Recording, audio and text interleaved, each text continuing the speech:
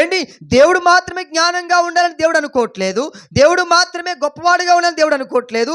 దేవుడి జ్ఞానానికి మాత్రమే ఏంటి పరిమితి లేకుండా ఉండాలని దేవుడు అనుకోవట్లేదు. దేవునిలాగే మనం ఉండాలని దేవుడు కోరుకుంటున్నాడండి. అందుకే యేసుక్రీస్తు వారు లోకానికి వచ్చారు. దేవునికి మహిమ కలుగును గాక. హల్లెలూయా. ప్రియారా, ఏంటి దేవుడు కలిగి ఉన్నటువంటి జ్ఞానము, ఆ దైవికమైనటువంటి జ్ఞానము ఏంటి మనమందరము పొందుకోవాలని, మనమందరము సంపాదించుకోవాలని, ఆ జ్ఞానాన్ని మనము అవలంబించాలని, ఆ జ్ఞానాన్ని మనం అనుభవించాలని ఈ 66 గ్రంథాలు రాసినటువంటి పరిశుద్ధ గ్రంథాన్ని దేవుడు మన చేతిలో పెట్టాడు. దేవునికి మహిమ కలుగును గాక. హల్లెలూయా.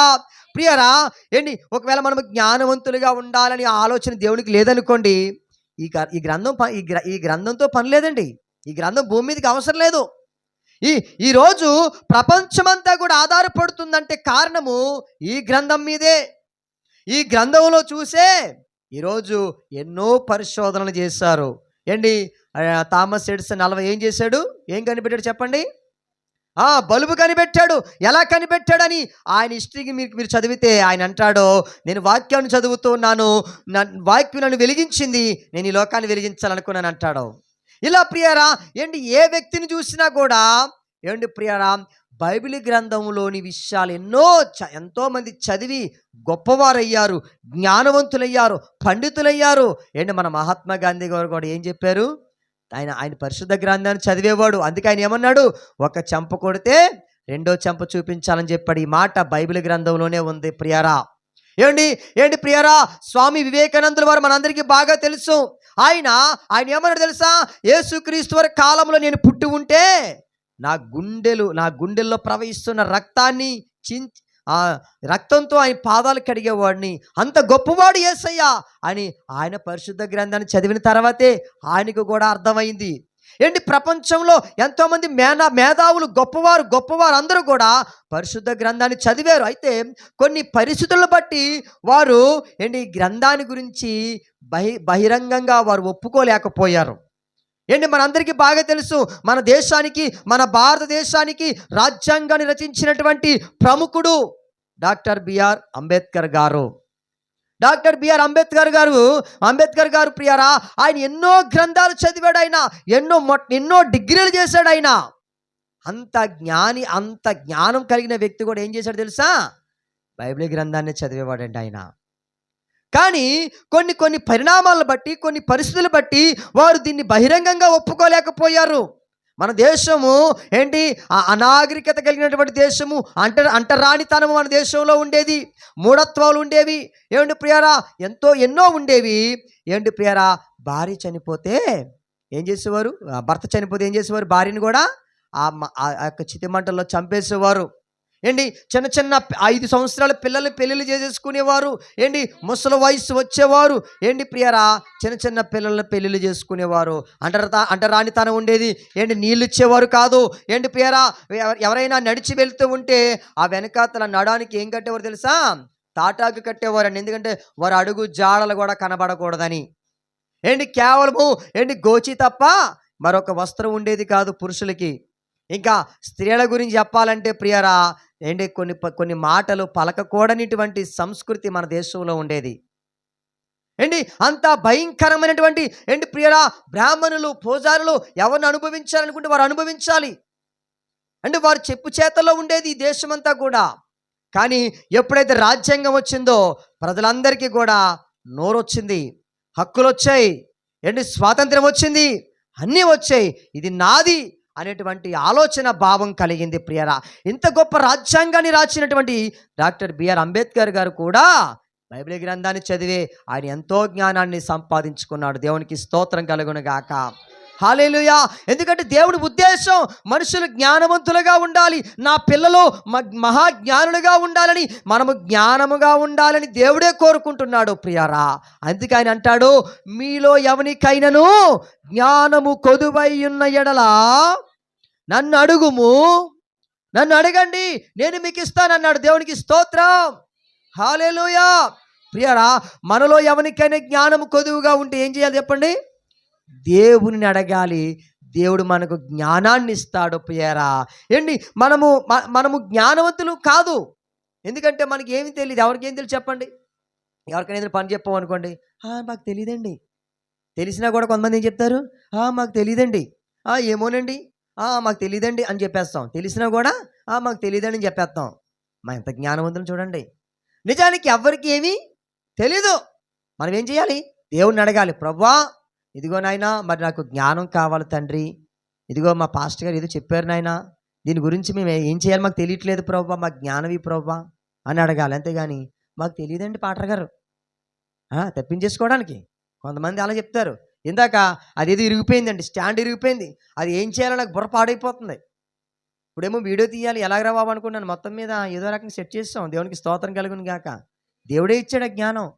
మాకు తెలియలేదు అది ఎలా తీయాలో, ఎలా సెట్ చేయాలో మాకు అర్థం కాలేదు. మొత్తం ఇరిగిపోయింది, ఏ పార్ట్గా పార్ట్ ఇరిగిపోయిందండి. అది ఇరిగిపోతే ఫెవిక్విక్తో అంటించేస్తున్నాం అంతే. ఎలా మాకు మాకు మాకు ఎలా ఎలా నడిపింది అలా నడిచేస్తున్నాం. ఏంటి ఆ స్ప్రింగ్లు ఎలా పెట్టాలో తెలీదు. నేను అనుకుంటున్నాను, అందులో దూరి ఎలా చూడాలంటే ఎలా చూడగలం చెప్పండి? అది ఎంత ఉంది, అందులో దూరి ఎలా చూడగలం? పైన చూడగలం, లోపల ఎలా చూడగలం? ఎలా లోపల ఎలా పెట్టాలో మనకు అర్థం కావట్లేదు. స్ప్రింగ్ మొత్తానికి సెట్ అయిపోయింది. దేవునికి స్తోత్రం కలుగును గాక. హల్లెలూయా. ప్రియరా, మనకి ఏదైనా ఈ విషయం తెలియనప్పుడు, జ్ఞానం లేనప్పుడు మనం ఏం చేయాలి తెలుసా? దేవుణ్ణి అడగాలి. దేవుని ప్రభువా, ఇదిగో నాకు ఈ సమస్య వచ్చింది నాయనా, నాకు జ్ఞానం కావాలి, దీని మీద నన్ను ఏం చేయమంటావు, నాకు జ్ఞానం దయచే ప్రభు అని దేవుణ్ణి అడిగి మనము ఆ జ్ఞానాన్ని పొందుకోవాలి. ఆయన ఏమన్నాడు? మీకు జ్ఞానము కొదువై ఉన్న ఎడలా నన్ను అడగండి, నేను మీకు ఇస్తాను అని చెప్పాడు. దేవునికి స్తోత్రం కలుగును గాక. హల్లెలూయా. ప్రియరా, మన దేవుడు జ్ఞానమిచ్చే దేవుడు. మన దేవుడు ఏంటి? మన దేవుడు జ్ఞానమంతా ఆయన దగ్గర ఉంచుకోవాలనుకోవట్లేదండి. ఆయన జ్ఞానము మనకి ఇవ్వాలని కోరుకుంటున్నాడు. అందుకే కొలస్సీ పత్రికలో మంచి మాట కనబడుతుందండి. చూడండి, ఇక్కడ ఒక మంచి మాట ఉంటుంది. ఇక్కడ బుద్ధి సంపన్నతులు క్రీస్తు యేసునందు గుప్తమై ఉన్నవన్న మాట కనబడుతుందండి. ఎన్నో వచనం చూడండి, అది సర్వసంపదలు బుద్ధి జ్ఞానం అన్నమాట. కొలస్సీ పత్రిక 2వ అధ్యాయం అండి. కొలస్సీ పత్రిక 2వ అధ్యాయంలో 3వ వచనం చదవండి ఒక్కసారి అందరూ కూడా. బుద్ధి జ్ఞానముల సర్వ సంపదలు ఆయన యందే గుప్తములై ఉన్నవి. దేవునికి స్తోత్రం కలుగును గాక. ఏంటి ఏమన్నాడు? బుద్ధి జ్ఞానముల సర్వ సంపదలు అంటే బుద్ధి, బుద్ధి వేరండి. బుద్ధి ఒకటి, తర్వాత జ్ఞానము, తర్వాత సర్వ సంపదలు. ఇవన్నీ కూడా ఎక్కడ ఉన్నాయంట? క్రీస్తు యేసునందు ఉన్నాయంట. అందుకే మనం ఏం చేయాలి? బుద్ధి కావాలంటే ఆయన్ని అడగాలి, జ్ఞానం కావాలంటే ఆయన్ని అడగాలి, మనకు సంపద కావాలంటే ఆయన్ని అడగాలి. దేవునికి స్తోత్రం కలుగును గాక. ఏంటి, మనము ఏదైతే దేవుణ్ణి అడుగుతామో దేవుడు అదే మనకి ఇస్తాడు.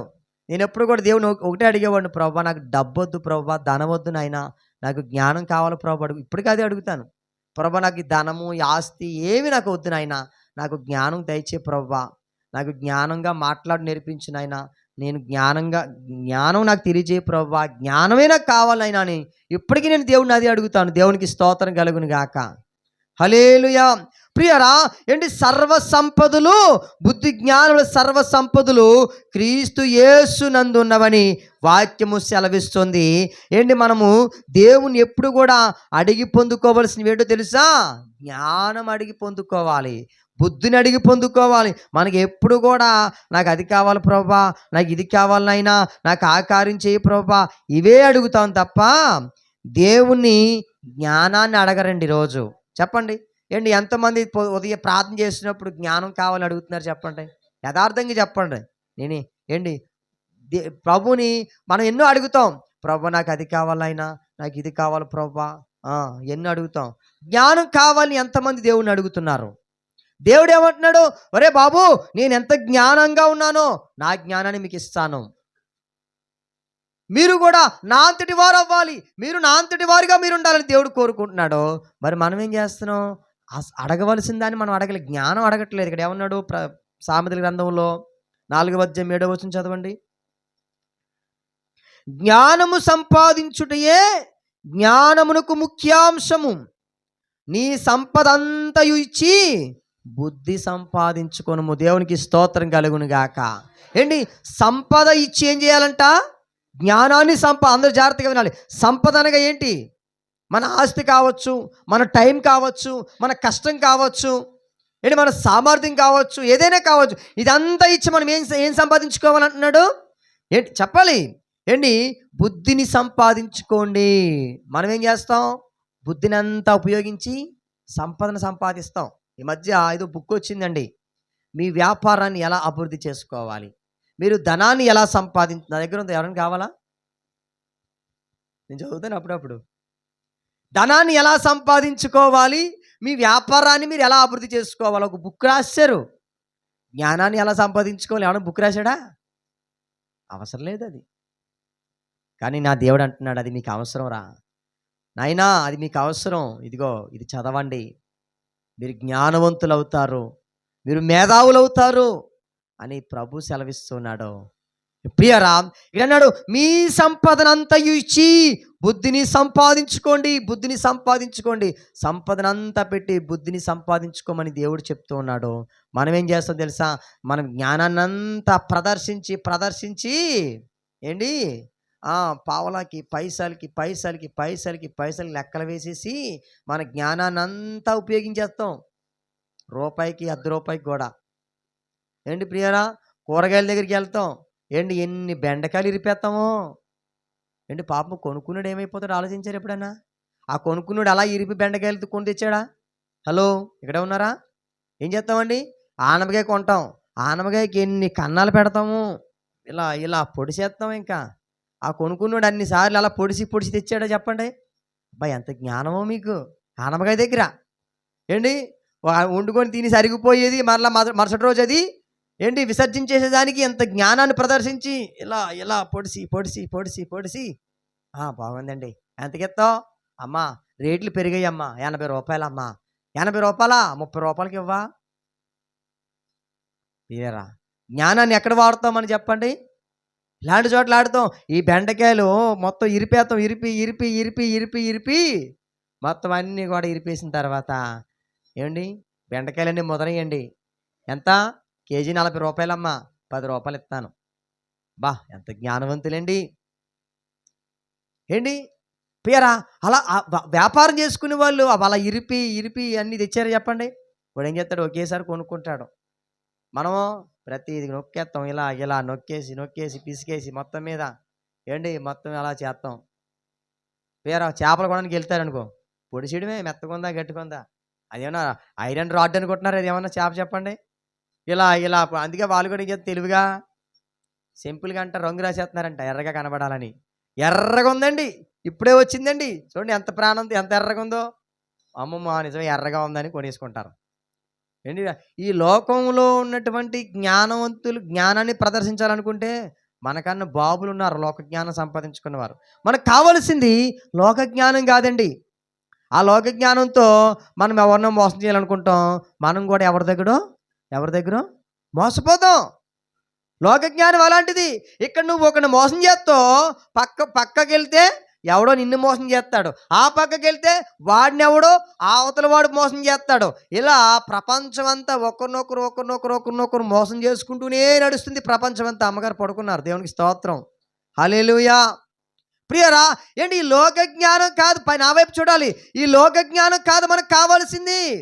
ఈ లోక జ్ఞానం కాదు, మనకు దైవికమైన జ్ఞానము కావాలి. అందుకని అంటాడు, జ్ఞానము సంపాదించుకొనుటయే జ్ఞానమునకు ముఖ్యాంశము, నీ సంపద అంత ఇచ్చి బుద్ధి సంపాదించుకోము. నేను 3వ తరగతి చదువుతున్నప్పుడు ఏంటి ఇక్కడ మన తుఫాను బిల్డింగ్ ఉండేది తెలుసమ్మా అందరికీ కూడా. మన దుమ్ములపేటలో తుఫాను బిల్డింగ్ ఉండేది. ఏల్చూరి పాపారావు గారు తుఫాను బిల్డింగ్లో స్కూల్ కట్టారు. అప్పుడు నేను ఇక్కడ 3వ తరగతిలో జాయిన్ అయ్యాను.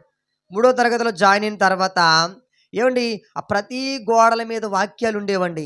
ఒక వాక్యము ఇప్పటికీ నాకు అలా గుర్తుండిపోయింది. నిజంగా ఆ వాక్యం నేను అప్పటి నుంచి ఏంటి ప్రియరా, ఆ స్కూల్లో నాకు పరలోక ప్రార్థన నేర్పించారు, ప్రతిజ్ఞ చేయడం నేర్పించారు.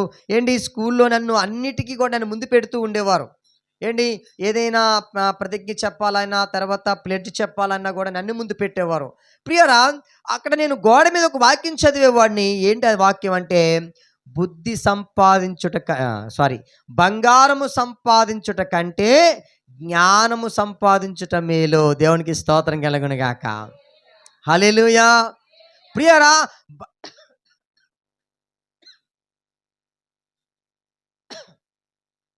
బంగారము సంపాదించుట కంటే జ్ఞానము సంపాదించుట మేలు. నిజంగానండి, నాకు చాలా ఆశ్చర్యం అనిపించిందండి.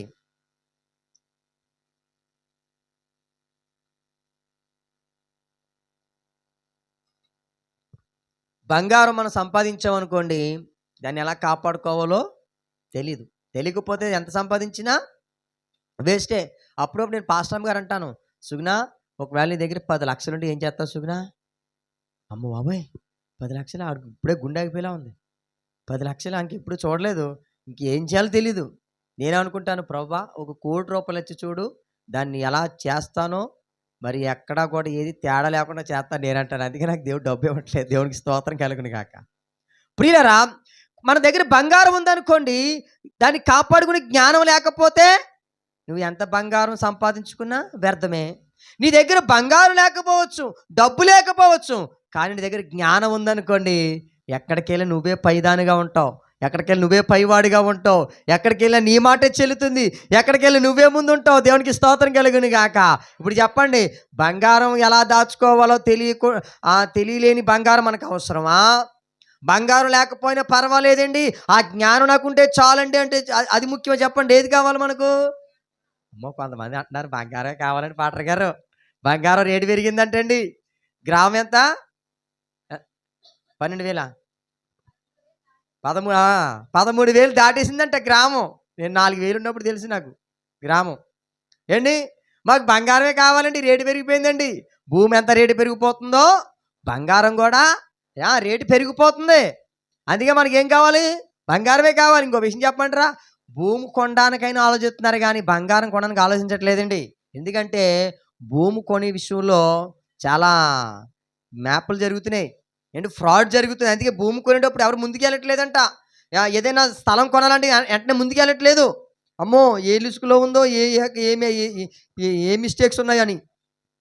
కానీ బంగారం కొనడానికి మాత్రం ప్రజలు పరుగులు తీస్తున్నారు. ఏంటి, మన కాకినాడలో ఎన్ని జ్యువెలరీ షాపులు ఉన్నాయండి, ఎన్ని జ్యువెలరీ షాపులు. ఒక్క షాపు కూడా ఖాళీ ఉండదండి, ఒక్క షాపు కూడా ఖాళీ ఉండదు.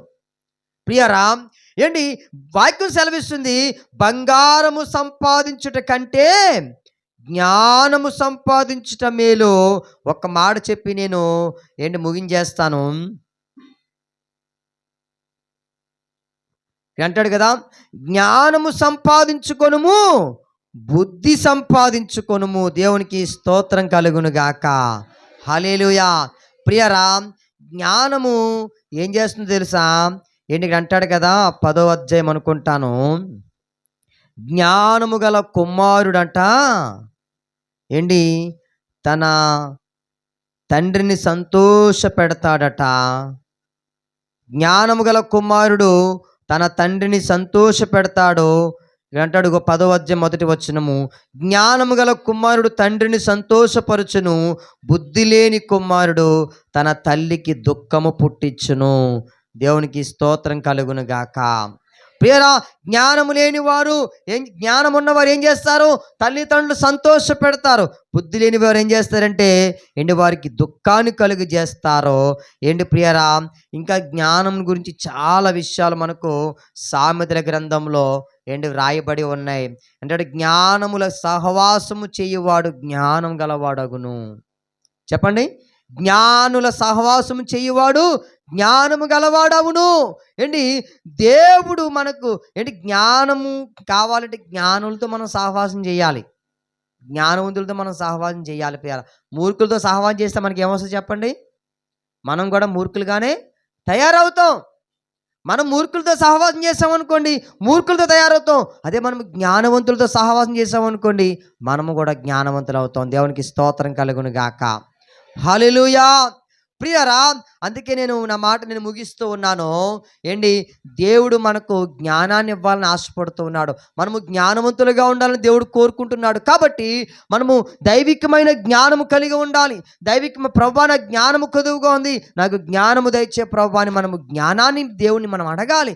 ఇక్కడ చాలామంది చిన్నపిల్లలు ఉన్నారు, చదువుకునే పిల్లలందరూ ఉన్నారు. అమ్మ, వింటున్నారా? మీరందరూ ప్రభుని అడగండి, ప్రభువా నాకు జ్ఞానం కావాలి, జ్ఞానం కావాలి. మీరందరి ప్రార్థన అదే, జ్ఞానం కావాలని ఎక్కువగా అడగండి, మీరు మహాజ్ఞానులు అయిపోతారు. దేవునికి స్తోత్రం కలుగును గాక.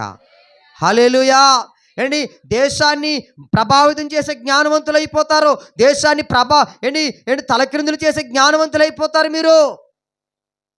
ఏంటి యేసుక్రీస్తు వారితో తిరిగినటువంటి వ్యక్తులు ఎవరో తెలుసా? పెద్ద పెద్ద మేధావులు ఏమీ కాదండి, పెద్ద చదువుకున్న వారేమీ కాదు. వీరు కూడా ఏంటి అంతంత మాత్రంగా చదువుకున్న వారే. ఎవరు ఇంత జ్ఞానయుక్తంగా మాట్లాడుతున్నారు? వీరు విద్య లేని పామరులు కదా, వీరు పండితులు కాదే, వీరు శాస్త్రులు కాదే, వీరు ఎలా మాట్లాడగలుగుతున్నారని ఆనాడు చట్టం ఆశ్చర్యపోయింది, ప్రభుత్వాలు ఆశ్చర్యపోయాయి. వారు ఏం చేశారు తెలుసా? యేసయ్య వెనకాల తిరిగారు. అంటే ఎవరి వెనకాతలా? జ్ఞానం వెనకాల తిరిగారు. ఏంటి వారు అంతంత మాత్రంగా చదువుకున్నప్పటికీ వారు ప్రపంచాన్ని తలక్రిందులు చేసేవారుగా మారిపోయారు. దేవునికి స్తోత్రం కలుగును గాక. హల్లెలూయా. కాబట్టి ప్రియరా, మనము ఎన్ని గ్రంథాలు చదవచ్చు, ఎన్ని గ్రంథాలని చదవండి, కానీ బైబిల్ గ్రంథాన్ని కానీ చదివితే మీరు జ్ఞానవంతులు అయిపోతారు. దేవుని ప్రభువా నాకు జ్ఞానం కొద్దిగా ఉంది నాయన, నాకు జ్ఞానం దయచేయండి ప్రభువా అని అడిగితే దేవుడు జ్ఞానాన్ని ఇచ్చేస్తాడు. ఇంకో విషయం చెప్పనా, దేవుని యందు భయభక్తులు కలిగి ఉంటే చాలండి, జ్ఞానం ఆటోమేటిక్గా మీ దగ్గరికి వచ్చేస్తుంది. దేవునికి స్తోత్రం కలుగును గాక. హల్లెలూయా. దేవుని యందు భయభక్తులు కలిగి ఉంటే చాలు, ఊహించలేని స్థితిలోనికి మనం వెళ్తాము. ఎంతో జ్ఞానాన్ని మనం పొందుకుంటాం. మనమే అనేక మందికి మార్గదర్శకునిగా మనమే నిలబడతాం. దేవునికి స్తోత్రం కలుగును గాక. హల్లెలూయా. ప్రియరా, నా మాటలు నేను ముగిస్తూ ఉన్నాను. దేవుడు ఎంత జ్ఞానంగా ఉన్నాడో అదే జ్ఞానాన్ని మనలో చూడాలని కోరుకుంటున్నాడు ఆయన. అదే జ్ఞానులుగా ఉండాలని దేవుడు కోరుకుంటున్నాడు. మన మాట ఆశ్చర్యాన్ని కలిగించాలి. మన మాట 10 మందికి మేలుకరంగా ఉండాలి. మన మాట ఎవరికి కూడా కీడు తలపెట్టే విధంగా ఉండకూడదు. మన మాట ఇతరులను బలపరిచేదిగా ఉండాలి. దానికి కారణం ఏంటి తెలుసా? జ్ఞానమే ఆధారము. ఆ జ్ఞానంగా మాట్లాడేవారు జ్ఞానులంట అజ్ఞానంగా మాట్లాడినా అందులో ఏదో ఒక మరం ఉంటుందట. దేవునికి స్తోత్రం కలుగును గాక. చెప్పండి, జ్ఞానులంట అజ్ఞానంగా ఒకవేళ మాట్లాడినా అందులో ఏదో మర్మం దాగి ఉంటుందట.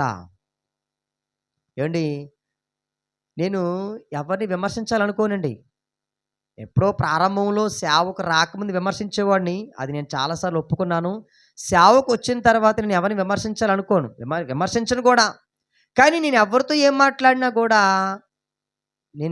మాట్లాడినా దానికి వారు షాక్ అయిపోతారు. అంటే వారు ఏదో ఊహించేసుకుంటారు. లాజరు ఎలాగ అన్నాడేంటి, ఎలాగంటే ఏదో ఉందనుకుంటారు. అయ్య బాబోయ్, నేను అంత ఆలోచించలేదండి, నేను నార్మల్గా నేను మాట్లాడుతున్నానని అంటాను. లేదు నువ్వు ఇలాగ అన్నావంటే ఏదో ఉందంటారు. దేవునికి స్తోత్రం కలుగును గాక. హల్లెలూయా. ప్రియరా, జ్ఞానులంట బుద్ధిహీనంగా మాట్లాడిన దాంట్లో ఏదో మర్మాలు దాగి ఉంటాయట. మనమో తల పీగేసుకొని బుర్ర గోకేసుకొని ఏదో తెగ ఆలోచించేస్తాం. ఎంత ఆలోచించినా సరే ఏం చెప్తాం? ఏమోనండి, నాకు తెలియదండి. ప్రియరా, మరి ఎంత ఆలోచించి చేసేది ఏంటి? ఏముంది? ఒక్క మాట కూడా నోట్లో నుంచి రాకపోతే చెప్పండి ఏం ప్రయోజనం? మనం ఎప్పుడు కూడా జ్ఞానంగా ఉండాలి. జ్ఞానంగా ఉన్నప్పుడు మనం ఏం చేసాం తెలుసా? జ్ఞానవంతుడట అందుకే ఒక మంచి మాట ఉంది కదా, జ్ఞానవంతురాలు తన ఇల్లును చెప్పండి జ్ఞానవంతురాలు తన ఇల్లును చక్కబెట్టుకుంటుంది, మూఢురాలు తన ఇంటిని ఓడపీక్కుంటుందని వాక్యం ఉంది. ప్రియారా, జ్ఞానవంతుల కంటే ముందే తెలిసిపోద్దంటే ఏ సమస్య వస్తుందో, జ్ఞానవంతుల కంటే ముందే అర్థమైపోద్దంటే ఏ సమస్య వస్తుందో. ప్రియారా, మనము ఆ జ్ఞానాన్ని సంపాదించుకోవాలి. ఆ జ్ఞానాన్ని మనము కలిగి ఉండాలి. కళ్ళు మూసుకోండి, ప్రార్థన చేసుకుందాం. మహాపరిశుద్ధుడా, మహోన్నతుడా, దయగల తండ్రి, కృపగల దేవానికి స్తోత్రాలు.